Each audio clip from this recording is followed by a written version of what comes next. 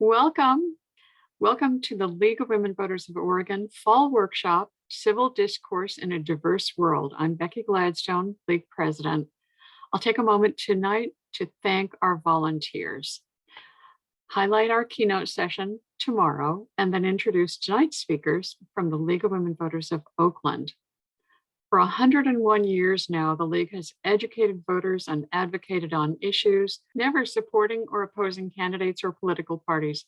We've discussed constructive conversations and diffusing contentious conversations in the last couple of days. But we need to have our volunteers in place to actually carry out our mission.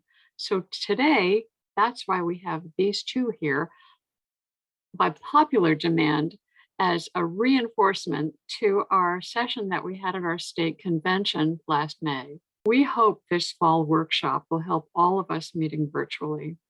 Thanks to our amazing staff, and they're both on the call today, amazing Amanda, amazing Allison. Thank you both. Welcome everybody.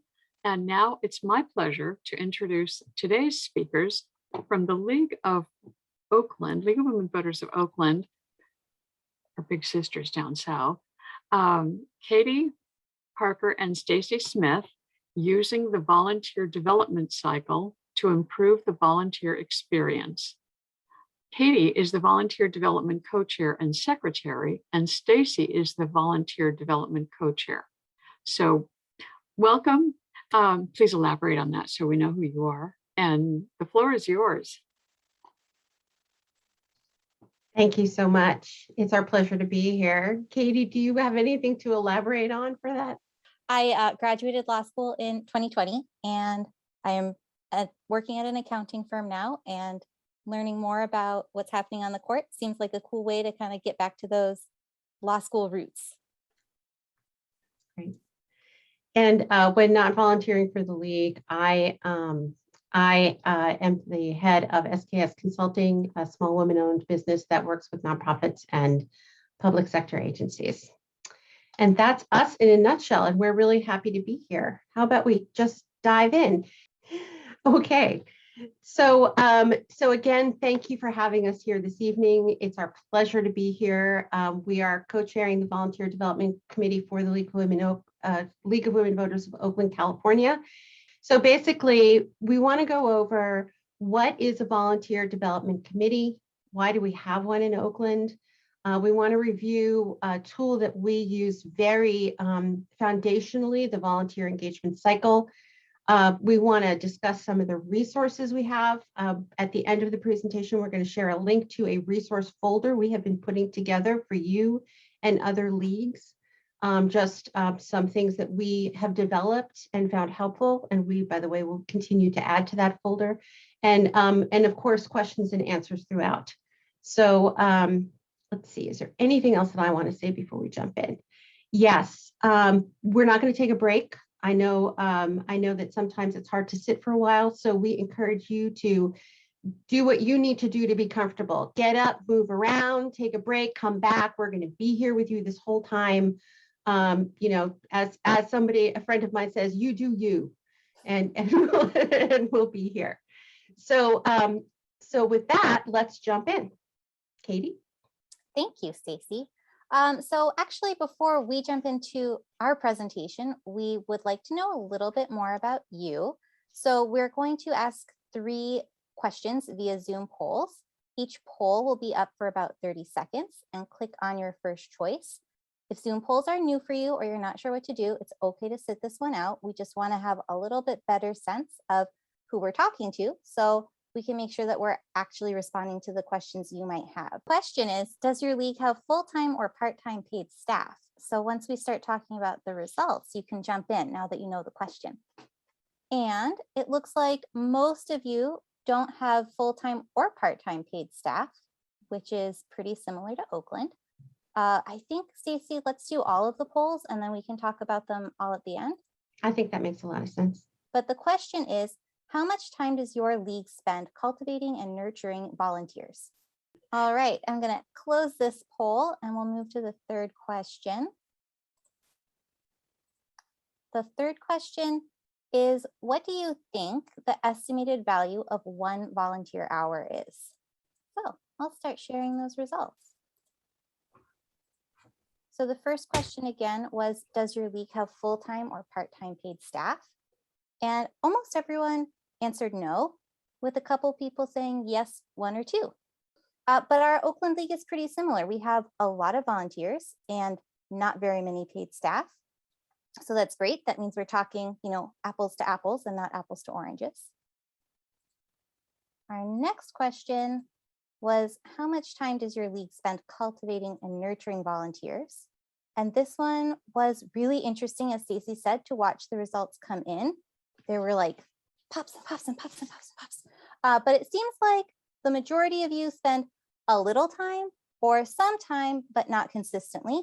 And today we're going to be talking about why it's important to be more consistent about that. So that's great. It sounds like, again, we're talking to the right group of people. And then the last question was, how much time do you think the value of one volunteer hour is? And I think this is where our comment in the chat, that one volunteer hour from a PhD water scientist or an attorney who works on redistricting is probably worth a lot more than other volunteer hours. But it looks like PhD doctors and attorneys put aside, most people think that a volunteer hour is worth about $22. Actually, according to research by the nonprofit independent sector, as of April 2021, so just 6 months ago, the national average is actually $28.54. So it's higher than a lot of us estimated, which is fine. It just means that as we start thinking more about what our volunteers do and how we can appreciate them, it's important to bear in mind that their literal dollar worth is pretty high. So with that, I will ask, and you can put it in the chat or unmute yourself. For those of you who have staff, what is your relationship with volunteers? Do you use them a lot? Do you not use them a lot? Do you use the same ones over and over again? Debbie. We in Portland have about a third of our membership as volunteers. Our membership is 320 at the moment, 340. And we have, our volunteers are devoted and doing a great job. And, because of COVID, everybody pivoted really, really hard. And as I put in the chat, we had staff up until February of 2020. Our staff person resigned rather, inside of 2 hours, not because of us. And we have not rehired because of COVID. So our volunteers have been doing a tremendous amount of producing things, as well as some of the policy work. I think that's such a great point, that especially during COVID, the way we use volunteers as leagues and the way we rely on volunteers has really changed drastically. A couple people said in the chat, they use mostly the same volunteers. They use volunteers a lot. The state board has staff, but more local leagues have many volunteers. And that seems, I would say, kind of normal. That seems like what a lot of leagues do. Most leagues rely a lot on a lot of volunteers, but it can sometimes mean the same people volunteering over and over again. You should see a lot of questions on your screen. And hopefully some of these dilemmas sound familiar to you, or maybe there are other themes or questions that come to mind, like we keep reinventing the wheel, or volunteers from our community really say they want to help, but they're not members and we don't know how to negotiate that. We know how that feels. We have faced these challenges as well, and to help address them, we began exploring the ways to address what we identified as the core issue, which is how to recruit and retain an engaged volunteer base. And identifying that issue is what led to establishing the Volunteer Development Committee. Why a Volunteer Development Committee? Why is it different than a membership committee? Why do we need this? We have too many committees as it is. Take a look at this beautiful graphic. You can look at these rowers and say, oh, they're so strong. There's so many of them. They're all working in unison. They're rowing so beautifully in the water. As they are busy rowing and competing, who's on the shoreline, making sure that these rowers and volunteers are getting good training? Is that person being recognized? And who's back on shore helping to recruit more rowers or making sure that the boats are all in good working order? Is that person getting recognition? Why might your league start thinking about creating a volunteer development committee? That's an excellent question, and one that we recommend is your starting point. If you ask this question to 100 people, you could get 100 different answers. And asking will give you important insight into what people value about volunteers and what they assume is already in place. But by asking this clarifying question, you will be able to make a strong case for establishing a volunteer committee, and it will help you identify how you should get started at the beginning. So, how did we address this question? First, we explored it with our board and with other committees and within our core organizing group. Our league has over 15 active committees and task forces, which is a lot. We operate based on goals set forth in a strategic plan, and committees are all busy diving into their priority activities, setting timelines, making assignments, giving reports. But training, coaching, recognizing, and recruiting volunteers is typically not on their agendas. As new and as more diverse members are attracted to our mission, we felt a need to dedicate attention to supporting our number one asset, our volunteers. And whether they're active year-round or involved in a limited activity, or they simply help out at 1 or 2 events a year, they all need to know that they are valued and that we want to make their volunteer experience a fulfilling one. Volunteer engagement is a two-way street, and leagues need reliable and enthusiastic volunteers in the same way that volunteers need to know that their work has meaning and that it's rewarding to them in some way. So just like this group of rowers all working together, it's important that the groups are working together, the committees are working together, and there is a coach up front who is not rowing, but paying attention to the teamwork. Someone to guide, to give feedback, to give motivation, and to give recognition.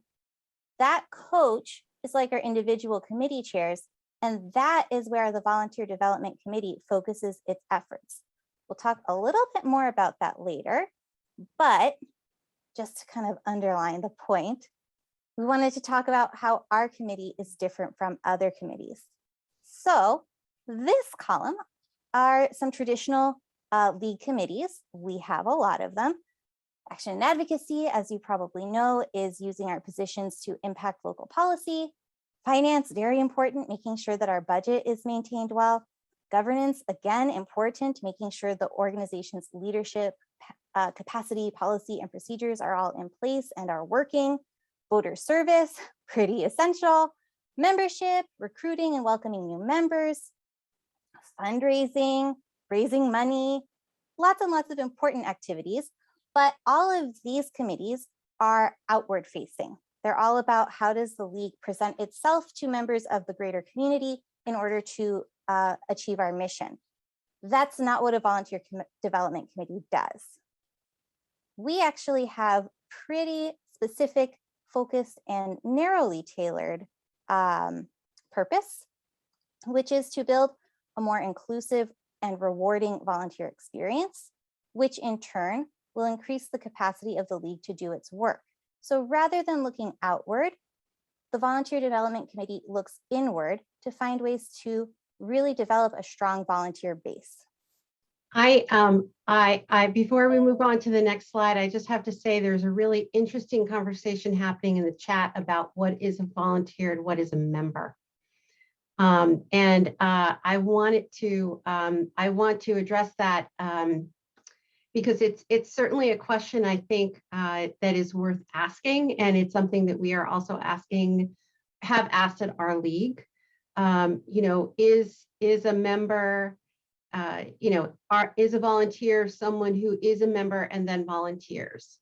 Is a volunteer, can you have a volunteer who is not a member? Is it okay to be a member and not be a volunteer?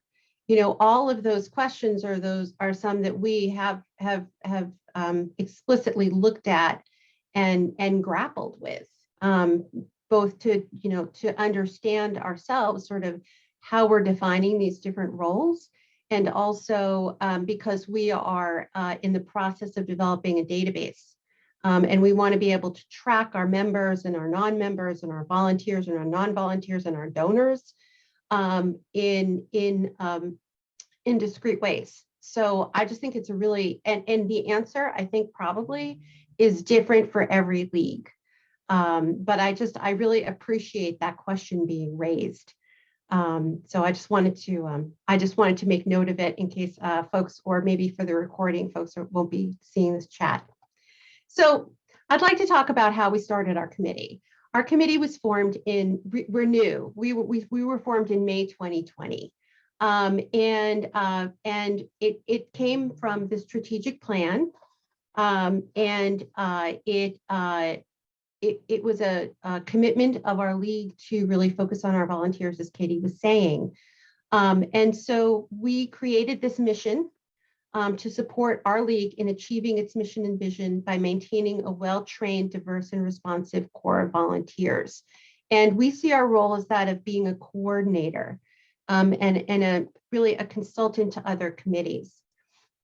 We created this mission, and then because it was such a new concept, we created a document called Introduction to the Volunteer Development Committee.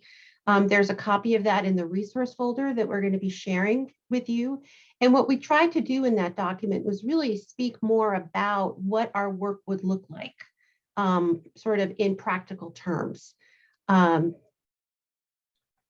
We introduced the volunteer engagement cycle, and as we're going to do tonight, we spoke a little bit about the different components of that cycle. We shared the vision with our board that we are consultants to the league. So we're connectors, but we take on a consulting role. We're not a committee that's necessarily a typical committee in that, we have a job, we go off and do it over here. Because we want to make sure that everybody's working together, but also we don't want anybody to think that we're going to come in and tell them what to do. It's particularly as in this workshop, there's a lot of expertise among all the folks who are here this evening. And we recognize that. And so we also don't want to come in as a committee and say to folks, well, we're doing volunteer development and engagement right now, which means you have 5 new jobs that you need to add on to your additional, what you're doing already, because that's not right, right? Our job is to make everything much easier for our volunteers. So as consultants, what do we do, right? So if we're not taking on discrete, typical committee projects, what are we doing? The first thing we're doing is listening.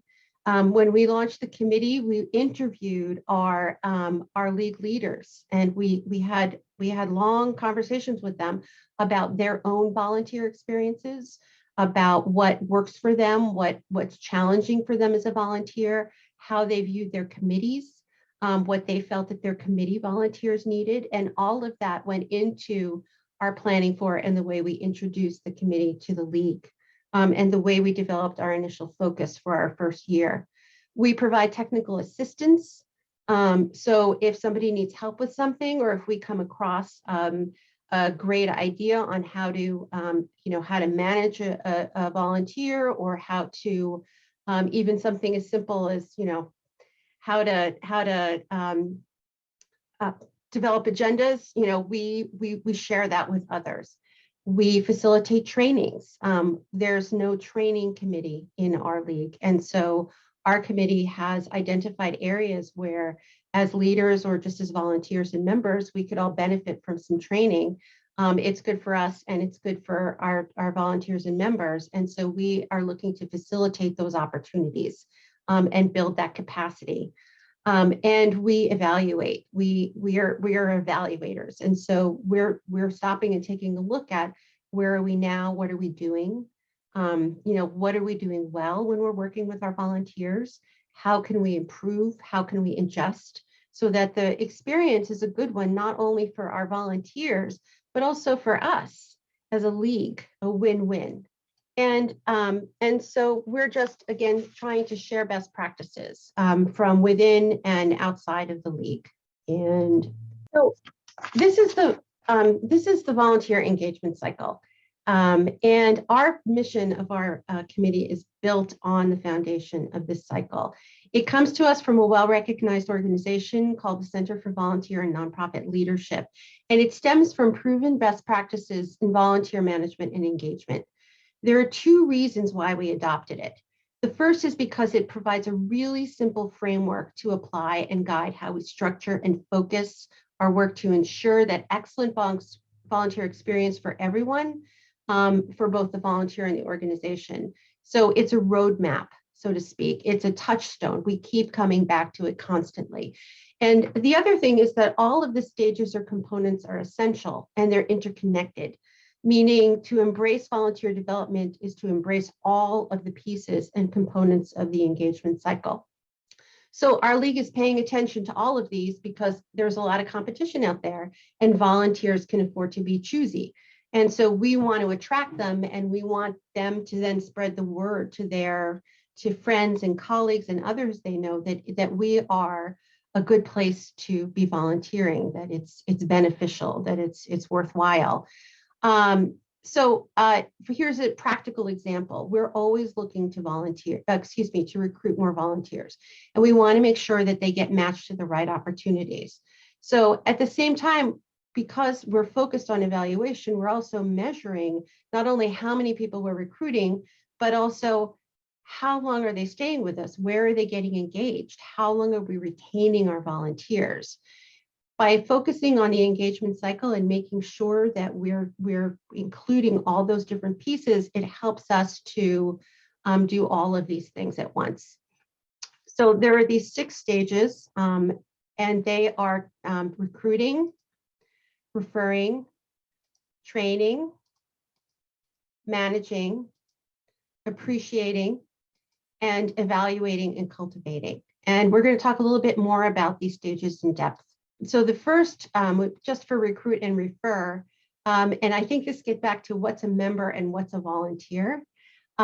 We have several ways that we recruit and we work on recruit and refer.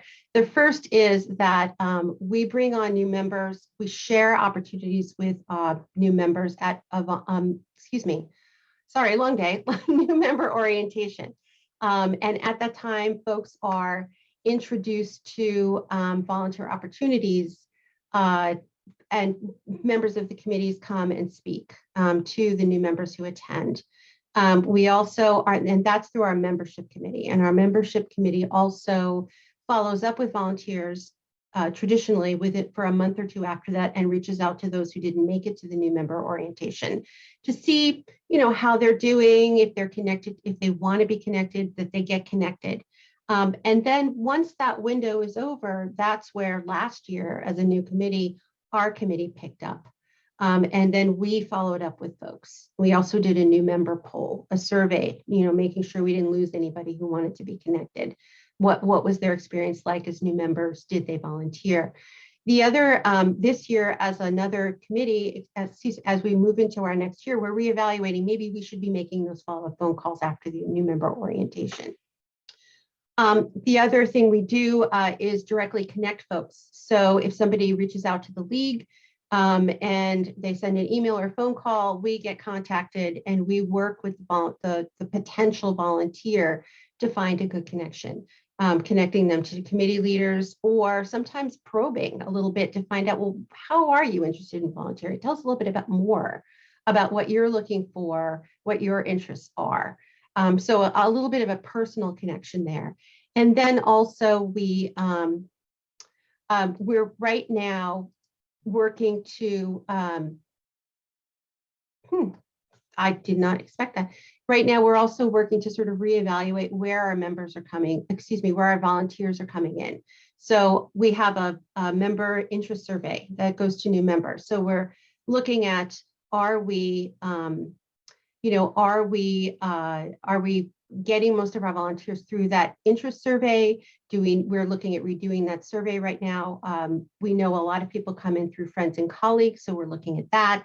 And we're also looking at other avenues and making sure that we're consistent in our messaging throughout all of those avenues, and also that we are supporting volunteers after that.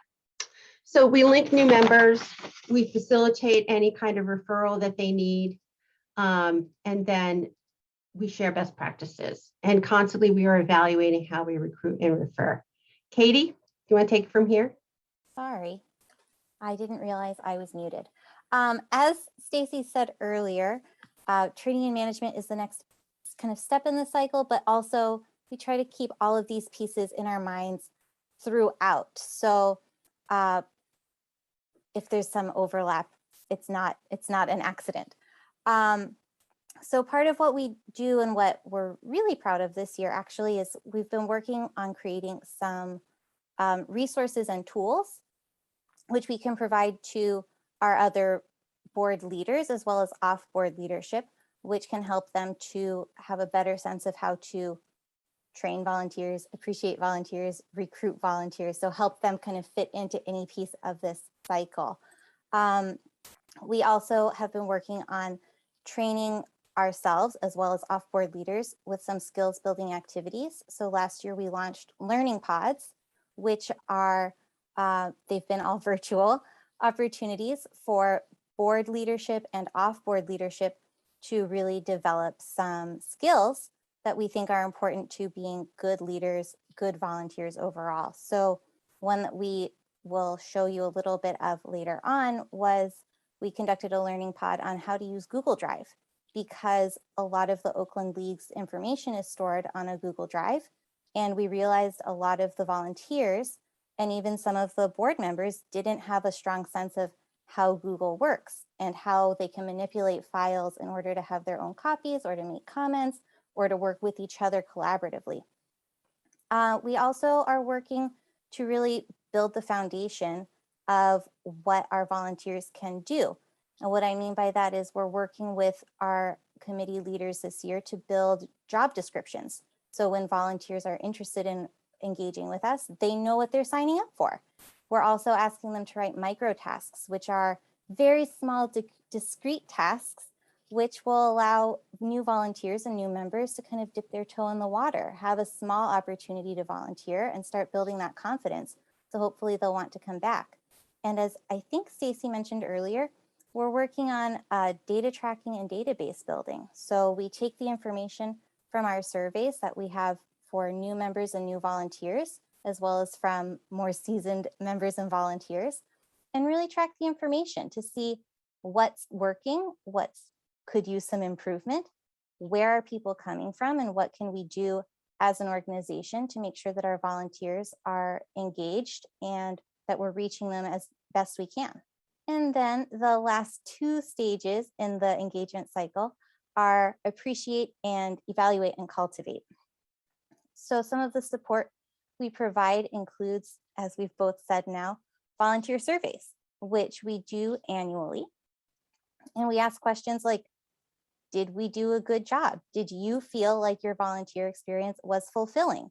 What could we do better? We review processes and systems to make sure that they're working both for our leaders and for our volunteers. We have appreciation activities, including Volunteer Appreciation Month in April, tips for leaders, and we had a celebration and party with some prizes in December last year. We also work on some self-evaluations. So we set goals and we evaluate our work to see how well we have achieved those goals. Evaluation is really, really a key focus of ours this year, more than just the engagement cycle overall, because we want to make sure after our first year that we're doing what we set out to do and that we are helping to help our co-leaders in the league do a good job of engaging and recruiting and cultivating a strong volunteer base. Because, next slide, oops, did I skip something? I think I did. I got ahead of myself. So here are some of the tools that we have used to make our job easier. As Stacie said earlier, this was our first year. We tried a lot of things to see what was the most effective for us. We wanted to know the best ways to communicate with committee chairs. We wanted to know the best ways to get feedback from volunteers, the best ways to promote messages related to volunteer engagement, like messages of appreciation and coaching tips. And some of the tools we used were, again, really this focus on the engagement cycle, polls, which we conducted through both Google Forms and SurveyMonkey. We created a resource library in Google Drive that any volunteer leader can access. It includes internal and external resources. So for example, excuse me, April was Volunteer Appreciation Month, and we created a short graphic of tips to support your volunteers, which was then distributed to other league leaders. We helped to facilitate and conduct mini trainings, which we called learning pods. We held a post-election volunteer appreciation event in December, which had some fun prizes. And we also had a contest with prizes in April, asking our volunteers why they volunteer with the league. We also rely pretty heavily on our communications team for targeted social media messaging. So you may have noticed as Stacie and I were talking and describing all of the tools we're using, that as we're showing appreciation, as we're evaluating, we're also creating data and materials we can use both to evaluate ourselves and to attract new volunteers. So it is a cycle, but we try to keep all of the pieces going all together at the same time.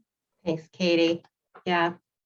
But there's nowhere that we'd rather be than here with you this evening, even though it was a big day. So we appreciate your patience with us as we continue to coordinate ourselves. So basically, what we have found and what we believe is that all the pieces of the engagement cycle are really, they're closely related to each of the others, as we said, and ultimately what we're looking at is how do we retain more volunteers, right? How do we bring in folks, make it a rewarding experience for both the volunteer and our league, and how do we lift up and elevate everyone in the process, and make people feel valued, and that their time is valued and that their efforts are valued, and that we support them as they grow. And then how do we keep people, so that as we were saying earlier on, it's not just a few people doing all the work, right? How do we broaden our volunteer pool? How do we diversify that pool? And how do we make sure that people, whether they're an hour a year or they're, a pretty steady multi-hour a week volunteer, how do we help them feel like they want to keep coming back? And that's sort of how we feel about the cycle. Well, what we wanted to do, if we have the time, is put everybody into breakout rooms for just a few minutes, to really, speak, share with each other, sort of what you do to engage volunteers, or something that you'd like to know more about. And then we could come back together, you could share what you had discussed, and then we could go on to questions from there. Welcome back, everyone. We hope that you had a good conversation. We do, I promise you, we will get to your questions, but what we really, we'd like to know sort of like, how did the conversation go? How are things? Report out to us. Jamie, I see, Carlton, I see you have a hand up.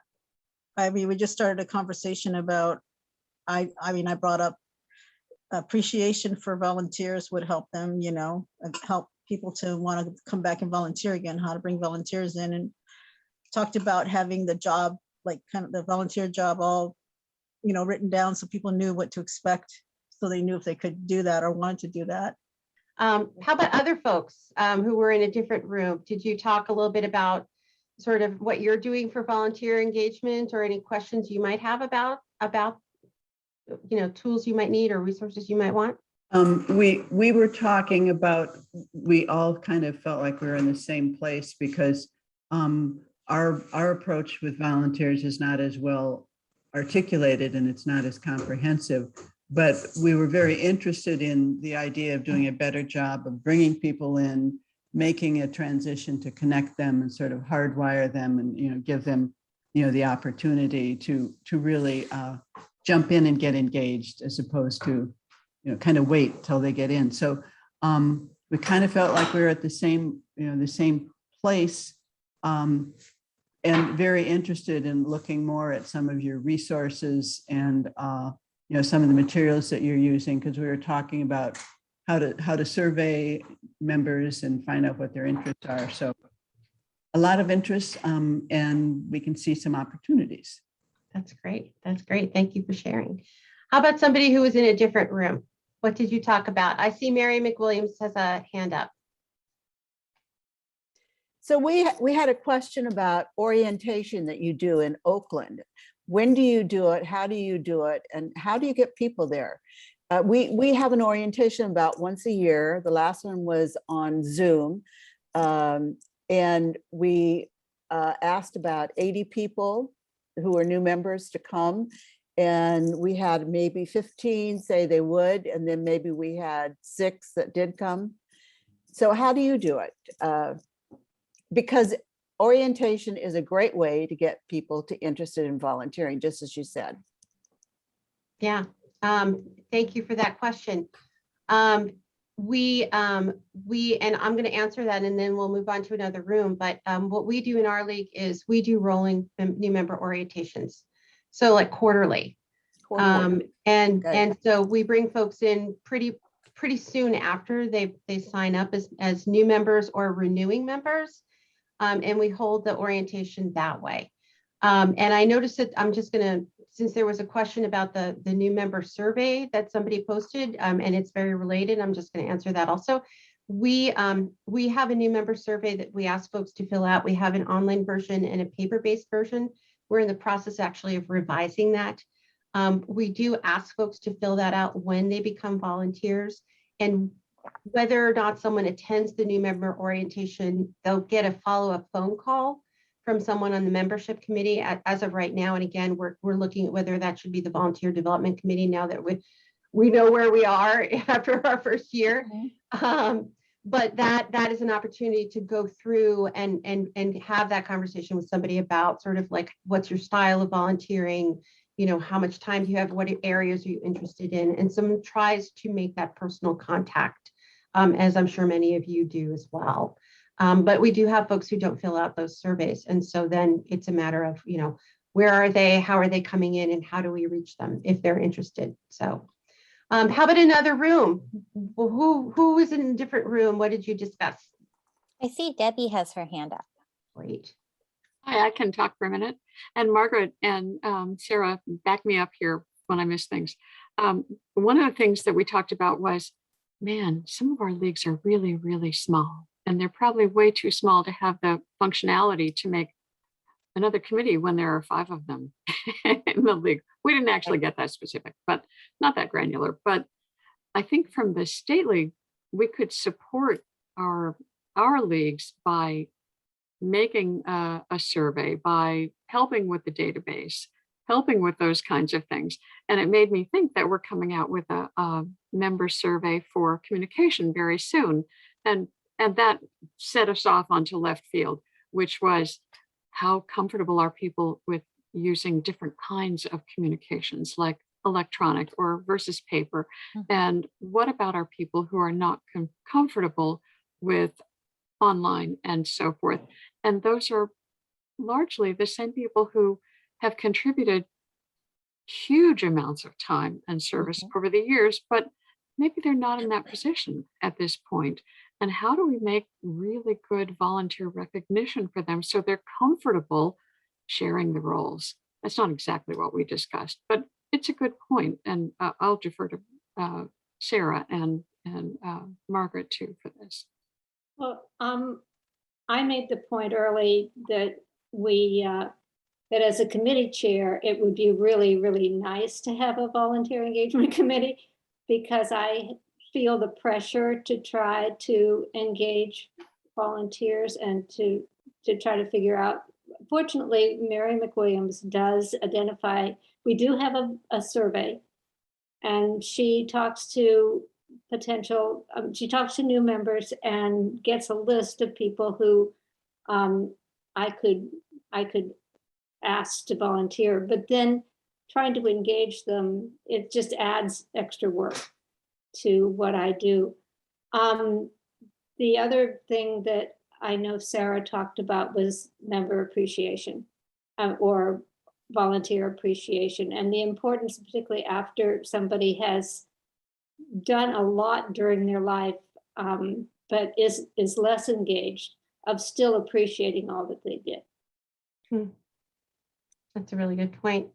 Yeah, that's a really good point. One of the things someone pointed out in our league also was because we had moved to virtual and we weren't doing in-person events, and we had to change the way we were doing our work. In the last year, we had folks who volunteered regularly and over the course of years, doing things like handing out our easy voter guides and volunteering at events, and they couldn't. And what do you do when you have a volunteer who's so dedicated, but because of circumstances can't actually volunteer even though they want to, right? I just think that's such a great point, and I really appreciate you raising that. Debbie, Debbie, I'm sorry, go ahead. Can I jump in too? Sorry, Debbie. Yeah. Sorry, Stacie. No. I wanted to talk about that kind of generational gap that some people brought up also, that there are members of our leagues who aren't comfortable using social media or Zoom or QR codes or email for very much. And they're great volunteers and they've been very dedicated, and we want to continue to engage them. Or maybe they haven't been engaged with the league for that long, but they want to get engaged because they have the time and the energy now. And so one of the things that our former membership chair did to kind of account for that gap was, if people weren't able to fill out the survey online, we do send it out a paper form also. So there is that, you get it two ways, but she would just call new members up and kind of ask them the questions in a conversational way and mark down the answers. So we were still getting the data, but we were able to kind of circumvent that accessibility gap, if you will. Debbie, please go ahead. No worries. Thank you. I'm curious about the committee that you formed, and it sounds very interesting. How big is it? And is it made up of board members or board members plus who? Well, right now, Katie and I are board members, and then we have 2 non-board members on our committee. And, we're still pretty new. And so so there's 4 of us right now. And then we're, because remember, we're sort of leveraging ourselves. And then for the learning pods, for example, we brought in members of other committees and other volunteers to kind of help, organize and facilitate those trainings. So, we're doing a lot of leveraging right now as a new committee. And that's why the cycle is so important for us as a touchstone to sort of come back to. Are we focusing on what we need to be focused on? Because there's so much that you could do, right? So that's really important. And for those who are small leagues, we totally understand that. And the idea of the volunteer engagement cycle is a way to think about working with volunteers and sort of, nurturing and cultivating volunteers and ourselves as volunteers. But it could look different for any league. I mean, our league had a whole discussion about whether or not this function should be under membership. It could be for another league. It could be under governance. It could be, it could be somewhere else. Whatever makes sense for your league, your size. I think it's more a mindset. We all know how valuable volunteers are. We know that we can't do our work without them. And I think in some ways, I feel like it's giving ourselves permission to take the time to really sort of think about this, in an intentional way. Some of us, we're moving so quickly, trying to get our important work done. And just sort of, giving ourselves that time and understanding that this is, as Katie was saying earlier, this is a strategic move. This will build our capacity and make our lives easier over the long run. So that's sort of where we are on that.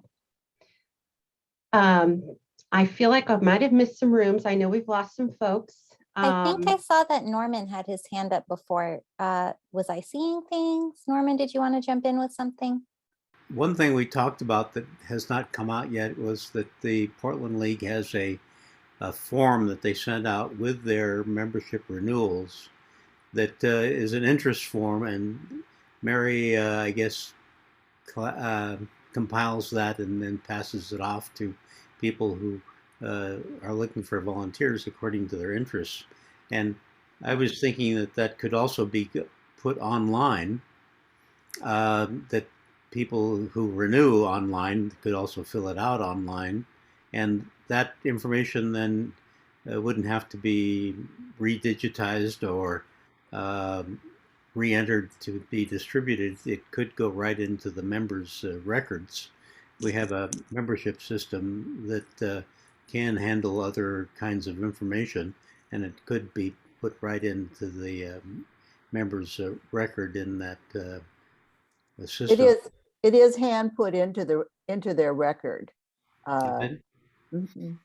Okay. But it doesn't, and it is online. Margaret has put it on our website. It is online. And I actually had a new member the other day who copied the dues form and the volunteer form from our website and mailed it into the league office. So, Cool. yeah. Is that right into little green light? It doesn't go right into little green light. You have to hand put it in. Okay.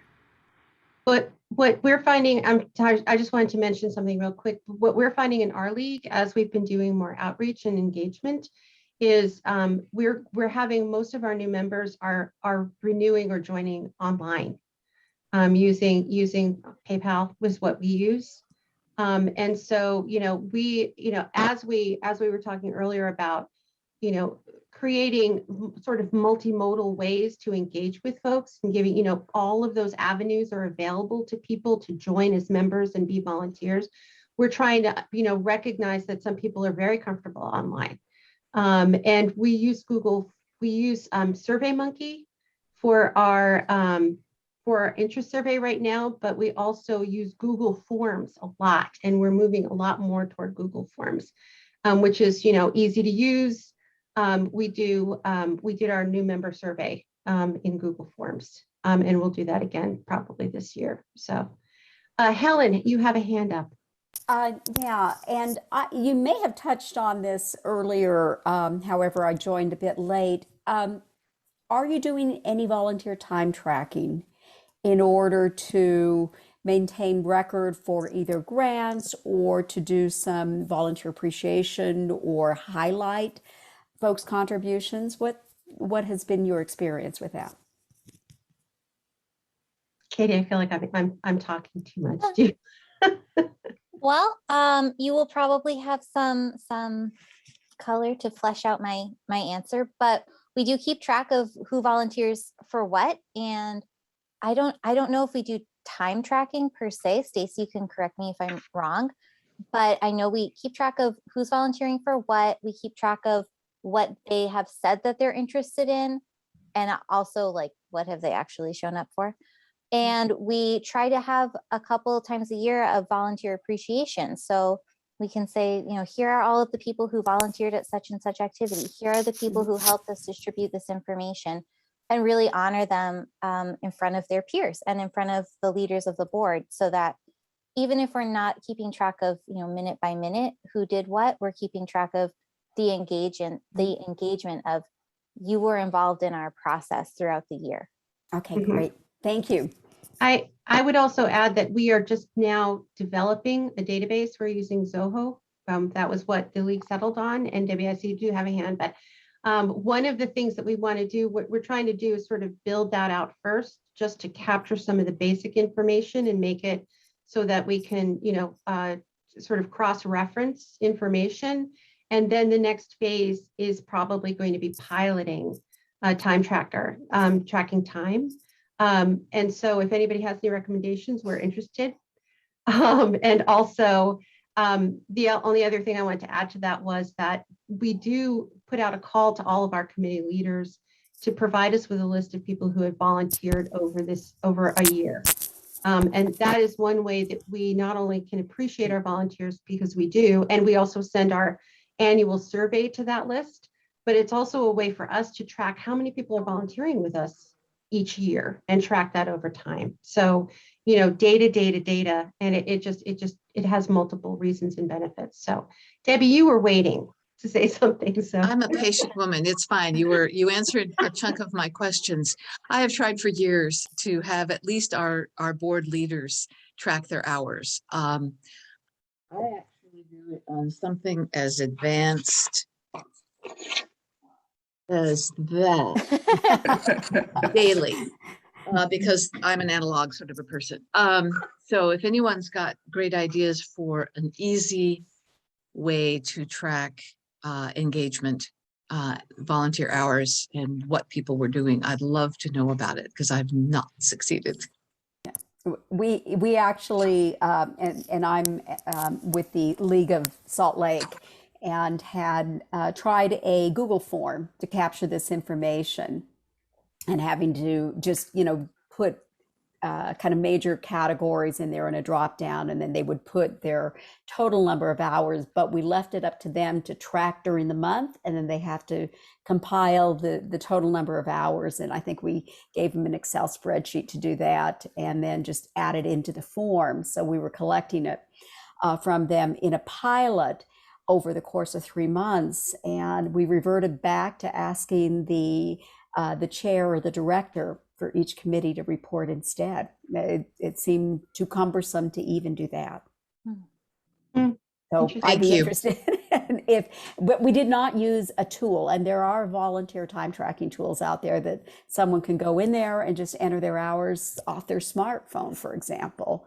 So I think part of it is making it as simple as possible.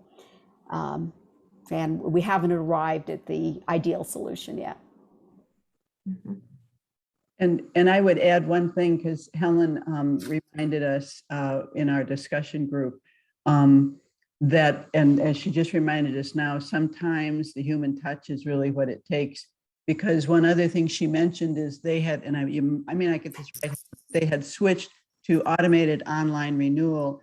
And her comment was interesting because she said they thought they actually lost members, and then members would not respond to the online survey. So yeah. We have to keep that human touch too. No, absolutely. And we went to a once a year annual renewal cycle. And previously we had sent out, you know, handwritten notes on a form for the renewals and included the membership interest survey with that. And we had a much better response to that. And they could still go and handle the renewal via PayPal online, but we had a better response than when we went to the once a year auto renewal for everyone at the same time. Mm-hmm. And so, you know, I can't remember the exact numbers of the number of folks that we lost through that process, but membership committee had to go back and start contacting people. And many of them, even though there may have been maybe 3 reminders leading into that, never saw it. And so we do, that personal touch does help. And we have to really think about appealing to all demographics in terms of the way they want to be communicated. And good learning. Yeah. Quick question. What is auto renewal? Well, it's something that in the past, we would have folks who would renew on the month in which they joined. Every year we would send them a notice. And instead they decided that it was too much effort for the membership committee to reach out to folks to do that, and that we would put everyone in the same cycle. But what you ended up getting is people who would join, you know, a partial year, and then all of a sudden get an auto renewal for an annual renewal. So it didn't account for the fact that, you know, if you didn't prorate it, people were getting on into different cycles, some getting by having been there for 18 months before they auto renewed, and others having to renew after 6 months. So I think the ease of having the membership committee having to do it once a year did not how should I put this? It didn't yield the kind of results that we wanted to see. because we ended up having to follow up with a lot of folks who didn't see the notice and didn't renew. And so we lost members, and it was less productive than had we just continued our old cycle. Interesting. So I think we're kind of evaluating it as we go into this, what would have been our next renewal cycle, which is this month. Hopefully, once you get past the first year, it will get easier because we have a auto renewal cycle, and but our new members join throughout the year, but they pay full price for the first 6 months of our year and half price for the second 6 months of the year. And a lot of them pay full price, like in the summer, and our auto renewal starts October 1st. And I usually give them the 15 months or whatever, and don't even mess with what I'm the treasurer. So I get to make these decisions whether they're paid or not. But, that works pretty well, but it remains to be seen now that we're going to more electronic communications, how we do it, our renewals. That's a whole nother thing, because they're used to receiving an envelope and a membership form with a little bit of interest question on it in their September newsletter, so they can renew on October 1st. And our final newsletter was our September newsletter, and now we're online for the most part. So we'll see. I completely appreciate the importance of this discussion about member renewals. I just want to do a quick time check because we do have only about 10 minutes left. I just wanted to just sort of take us back to the information we presented about the engagement cycle, some of the tools we talked about, make sure there were no questions unanswered. Someone had a hand up. Nancy, you had a hand up a moment ago. It was more on the dues collecting side, and frankly, we do it pretty simply. If you join after the January 31st, when we have to send in our numbers, you get to be a member until the June 30th of the next year.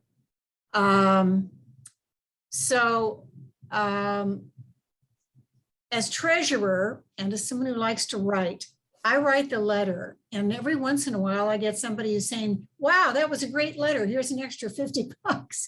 That was a surprise. But our membership chairman then handwrites. I mean, it takes some time, but it is that personal outreach.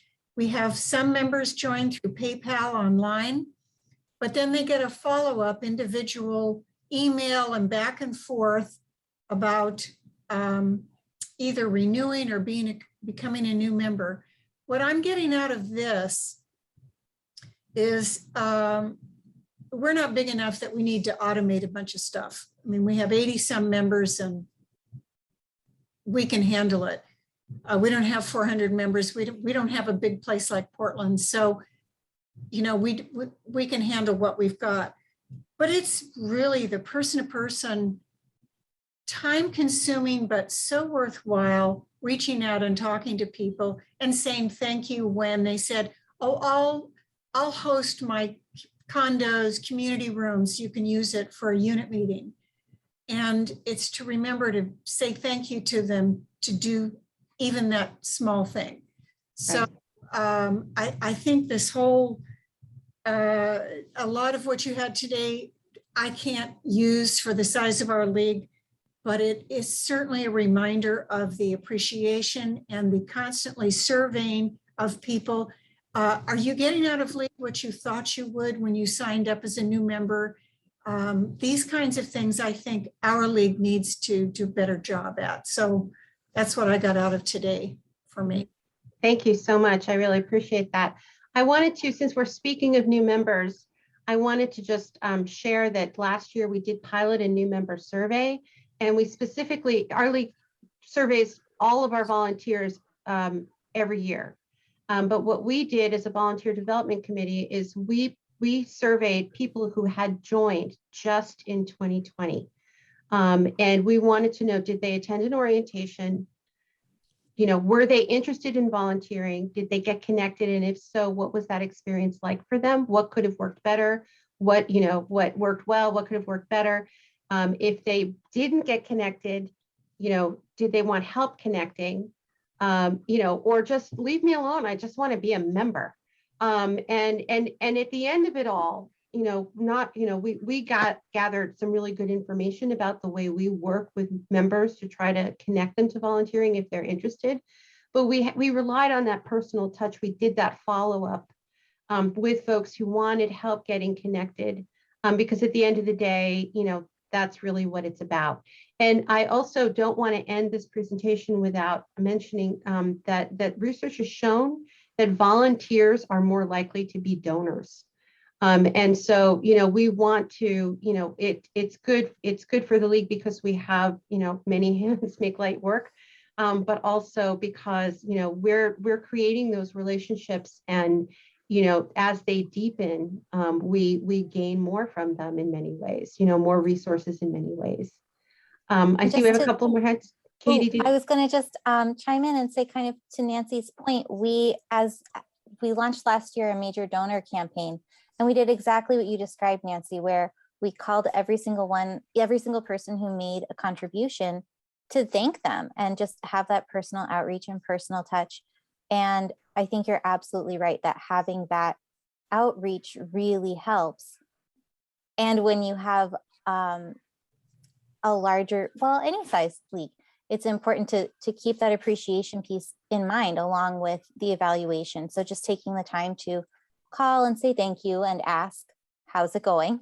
Can we do something else? Is so important and so meaningful. And that's what I think the volunteer engagement cycle is really about. Hi, how's it going? How can I connect you? Did it go well? Thank you so much. Yeah. We have a few more minutes. So we have a hand up. Judy, you have a hand up? Yes. What ideas do you have for recruiting younger members? That's a really good question. We had our leadership retreat not that long ago. Katie, do you want to talk about that, or?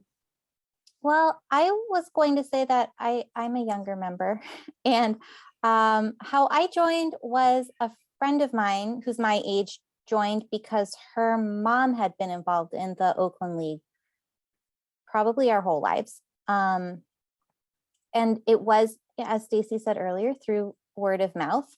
And so I think making the league accessible to younger people, whether it's by kind of leveraging the young volunteers you do have, or by making your league's social media presence a little bit more visible. Those are the things that really brought my eye to the league. And I was excited about the mission. The mission's not the thing pushing me away. I didn't know I could get involved until I saw someone my own age already involved.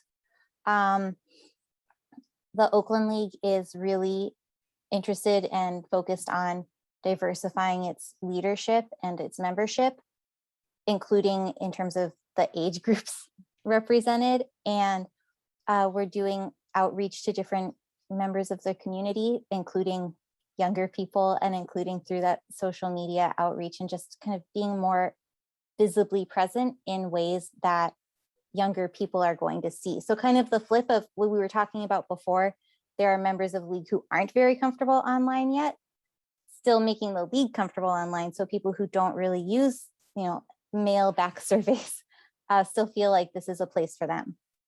Right. And we actually spent quite a bit of time. We had a leadership retreat, our annual leadership retreat, not that long ago. We spent quite a bit of time in committees and small groups talking about DEI and accessibility and inclusion. And one of the things that is really important that we knew and we've identified is we have to be more flexible in the way we do our work. We had committees that were meeting in the morning, at 10 o'clock in the morning. Well, I'm working all day. I can't attend a 10 a.m. meeting of the committee, and so when are we holding our committee meetings?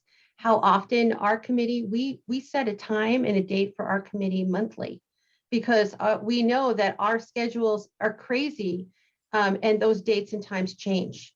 And we poll we're a small group right now, but we poll people. And when we were doing the learning pods, we want to know, we use Doodle. And we just, what's the best time for you to meet? We try to make it as convenient as possible. So. And just to loop in the chat a little bit, someone asked, do you like having co-chairs? And I actually think having co-chairs makes the league much more accessible to younger people, because I am newish to the league and my work is kind of crazy often. And having someone to rely on who can like help pick up the slack when I'm a little bit more busy is wonderful. And it means that I don't have to carry all of the responsibility by myself. Stacie, I hope you like me too. I'd like to think about that now. Yeah, no, we started this committee with a co-chair model. We have a number of committees that use that model, and actually we're moving toward a co-leadership model in general. We had explored having co-presidents and all of that. It also has to do with succession planning and transition. Right. And so not only is the work divided, but also there's that knowing that, people are there, and there are people waiting in the wings, because something we didn't talk about, and we have like one more minute together, is how important it is to have that, the succession planning and the transition, and how do we have that continuity. And that's something to build in as well. And again, links back to things like, do we have job descriptions? Can we define our tasks clearly? Do we have clear policies and procedures in place so that it's easy for people to continue through? So it looks like we have a lot we could keep talking about. Maybe we should schedule a follow-up. You all have been wonderful, wonderful. And thank you for the engaging conversations. What a good job. Join us anytime. We welcome you back. Thank you all so much. Katie, I'm just going to say that in the folder that we are putting together for you, there are copies of the new member survey. There'll be a copy of our annual survey in there, and other things, including the slides for this presentation. So thank you. Perfect. You're wonderful. Go enjoy your Friday evening. All the best to all of you. Come back. Thank you. Not too late to register. LWVOR.org. Thank you. Thank you. Thank you so much. Thank you. Good night, everybody. Good night.